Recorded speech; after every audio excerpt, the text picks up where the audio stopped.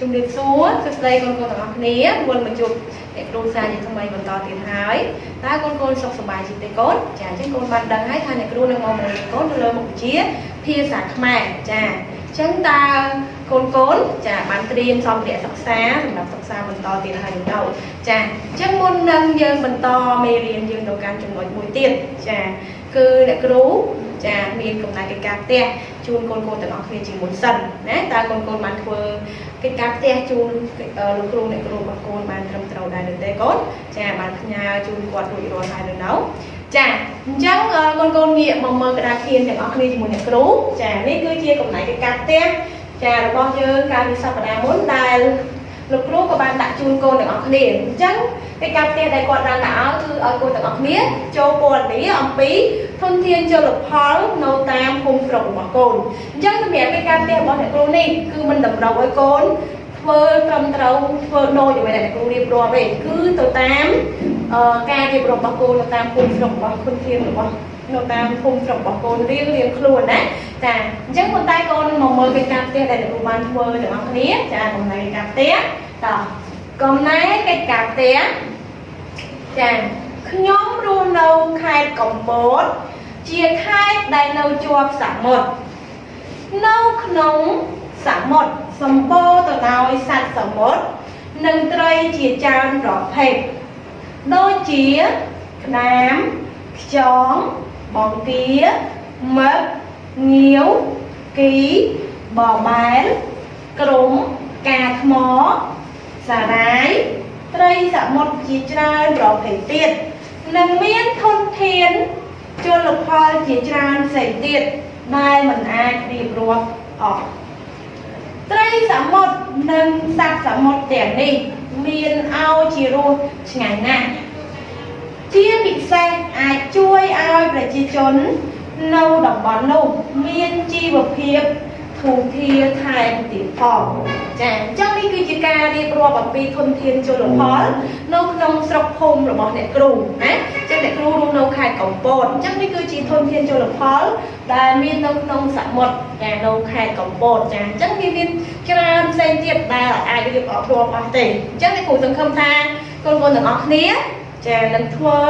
នឹងបានរៀបរាប់ពីធនធានជលផលនៅតំបន់ដែលកូនរស់នៅបានយ៉ាងត្រឹមត្រូវហើយក្បោះក្បាយចាអញ្ចឹងទាំងអស់គ្នាមុននឹងយើងចាប់ផ្ដើមចូលចំណុចថ្មីមួយទៀតចាតែគ្រូក៏មានជាសំណួររំលឹកមេរៀនបន្តិចសិនមុននឹងយើងបញ្ចប់ដើមបន្តគឺតែគ្រូចង់សួរថាតើកាលពីថ្ងៃមុនភាសាខ្មែររបស់យើងរៀនដល់មេរៀនទីប៉ុន្មាននិងរៀនអំពីអ្វីចាអរគុណកូនអញ្ចឹងកាលពីថ្ងៃមុនភាសាខ្មែររបស់យើងគឺរៀនដល់មេរៀនចាទី5ធនធានជលផលនៅប្រទេសកម្ពុជាចាយើងរៀនដល់ចំណុចអីគេកូនការរៀបរាប់អំពីធនធានជលផលចាអញ្ចឹងតែក៏មានសំណួរខ្លះសួរទៅកាន់កូនទាំងអស់គ្នាអញ្ចឹងតែក៏ចង់សួរថាតើការពីកូនរៀនអំពីការរៀបរាប់ពីធនធានជលផលតើនៅក្នុងនោះគេបានរៀបរាប់អំពីខេត្តចំនួនប៉ុន្មានណាហើយខេត្តអ្វីខ្លះកូនមានកូនណាដឹងទេចាអរគុណគឺគេរៀបរាប់អំពីចំនួន2ខេត្តគឺខេត្តព្រះសីហនុនិងចាខេត្តស្ទឹងត្រែងណាអញ្ចឹងសំណួរមួយទៀតសួរថាតើនៅខេត្តព្រះសីហនុគឺមានធនធានជលផលអ្វីខ្លះដែលគេបានរៀបរាប់ចាអរគុណអញ្ចឹងនៅក្នុងខេត្តព្រះសីហនុគេបានរៀបរាប់ថាមានធនធានជលផលដូចជាអីគេកូនប្រភេទមឹកងាវចាក្រុមចាបង្គាបង្កងចាជាដើមណាចឹងមានច្រើនទៀតចាចឹងនៅខេត្តស្ទឹងត្រែងវិញកូនការគេបានរៀបរាប់ពីធនធានជលផលអីគេខ្លះចាអរគុណអញ្ចឹងនៅខេត្តស្ទឹងត្រែងគេបានរៀបរាប់ពីត្រីដែលមានស្រកានិងត្រីដែលអត់ស្រកាជាពិសេសគឺត្រីដែលកម្រមួយប្រភេទនោះគឺត្រីអីកូនគឺត្រីប៉ាសេអ៊ីជាត្រីដែលមានតម្លៃហើយក៏ជាត្រីមួយដែលជិតផុតពូជដែលគេកំពុងតែធ្វើការអភិរក្សផងដែរចាអញ្ចឹងដើម្បីកុំឲ្យខាត់ពេលយូរចាកូនទាំងអស់គ្នាចាកូនអ្នកគ្រូនឹងបន្តចំណុចថ្មីមួយទៀតនៅក្នុងមេរៀនទី5របស់យើងដដែលចាតែអ្នកគ្រូមានសំណួរសួរមួយកូនមួយសិនណាសួរថាតើកូនទាំងអស់គ្នាធ្លាប់បានអានរឿងនិទានឬក៏ស្ដាប់រឿងនិទានអីមួយហើយ con bạn vô phải rương nắng chà tao nghịch dây bẩn to và tất cả mật phe bom ô đưa vào bụng đài và cô đấy gót lùa bé chà chưa chẹo có chía lùa nè chân ca đại cô thì dây đi bọt bẩn to chà cô thì dây đưa sạch rương nắng bẩn to tao bạc nhẹ tao tây nắng hay đã kê hào tháng ca đi bọt sạch rương lớn là mình chắc nó ngày đi cứ dây lên tàu riêng ẩm pí chà sống nế chà ca đi bọt là mình chà Pratika môi nóng đường chà chắc con cái này một hai thiên tầng ọc nế là cho luôn an trong lòng trường median đẹp ọc nế chỉ muốn nhẹ cừu nè chà phía dài máy tùm bua ti chật sập ram nó chật sập ram bùi máy hay 75 to 76 chà median ti pram thôn thiên cho là con nấu cam của chìa lesson 5 Visiting resorts in Cambodia សំណេរការរៀបរាប់ឡើងវិញព្រឹត្តិការណ៍មួយក្នុងរឿង Writing Retelling a story event ចាអញ្ចឹងមុននឹងយើងទៅសិក្សាលើខ្លឹមសារមេរៀនអ្នកគ្រូក៏មានជាពាក្យកន្លឹះចាចំនួន5ពាក្យដើម្បីឲ្យកូនងាយស្រួលយល់អំពីខ្លឹមសារនេះចាអញ្ចឹងកូនទាំងអស់គ្នាចាកលេសមកមើលក្តារគ្នាជាមួយនឹងពាក្យកន្លឹះរបស់យើងទាំងអស់គ្នាណាចាការសិក្សាពាក្យកន្លឹះចាពាក្យទី1ព្រឹត្តិការណ៍ណាពាក្យជានាមហេតុឬដំណើរប្រព្រឹត្តទៅតាមប្រក្រតីឧទាហរណ៍ពូសំបានជួបព្រឹត្តិការណ៍ចម្លែកមួយចាអញ្ចឹងកូនយល់ហើយពាក្យថាព្រឹត្តិការណ៍គឺជាហេតុការណ៍ដែលបានកើតឡើងណាពាក្យទី2រឿងមានឋានៈពាក្យជានាមនិទានសេចក្តីតំណាងហេតុការណ៍ឧទាហរណ៍លោកគ្រូខ្ញុំ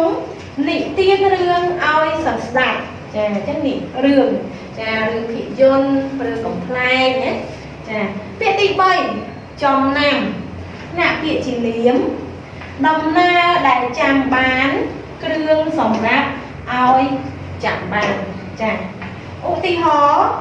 មីណាចំណាំសត្វគោរបស់គាត់ចាអញ្ចឹងពាក្យថាចំណាំគឺការចងចាំយើងមានស្លាកស្នាមអីមួយសម្រាប់ចំណាំអីមួយចឹងថាផ្ទះរបស់កូនលេខប្រមាណទៀតវាលេខផ្ទះហ្នឹងគឺជាលេខសម្រាប់ចំណាំទៅផ្ទះរបស់យើងចឹងទៅចាពាក្យទី4សរសេរណាពាក្យទីកិរិយាគូវាឲ្យដិតជាតួអក្សរឬលេខឧទាហរណ៍សិស្សសរសេរមេរៀននៅសាលាចាពាក្យទី5ទស្សនៈណាពាក្យជានាមការឃើញដំណើរយល់ឃើញចាឧទាហរណ៍ទស្សនៈរបស់លោកគ្រូ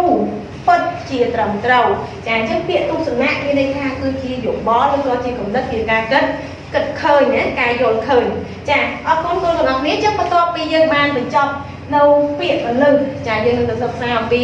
ខ្លឹមសារមេរៀនទាំងអស់គ្នាចាអញ្ចឹងទាំងអស់គ្នាចាអ្នកគ្រូមានសំណួរមួយតើកូនបានចងចាំទេចាយើងបានសិក្សាអំណាចមួយចាគឺអំណាចរឿងសុបិនចម្លែកចាតើកូនបានចងចាំសាច់រឿងសុបិនចម្លែកហ្នឹងទេកូនចាអញ្ចឹងអ្នកគ្រូនឹងនិយាយខ្លះឡើងវិញចាពីសាច់រឿងសុបិនចម្លែកហ្នឹងណាចឹងកូនមានដឹងទេថាក្នុងរឿងសុបិនចម្លែកចាគឺមានព្រឹត្តិការណ៍សំខាន់មួយម៉ានដែលយើងដែលកើតឡើងនៅក្នុងរឿងហ្នឹងចាអញ្ចឹងអ្នកគ្រូនឹងសង្ខេបរឿងហ្នឹងបន្តិចឲ្យកូនរំលឹកដល់កូនឡើងវិញណាអញ្ចឹងនៅក្នុងរឿងសុបិនចម្លែកហ្នឹងគឺមានបងប្អូន2នាក់មែនទេកូនចាដែលមានឈ្មោះ Slash និង Marina គាត់ទាំងពីរហ្នឹងគឺជាបងប្អូនបង្កើតនឹងគ្នាចាគាត់គឺជាអ្នកលក់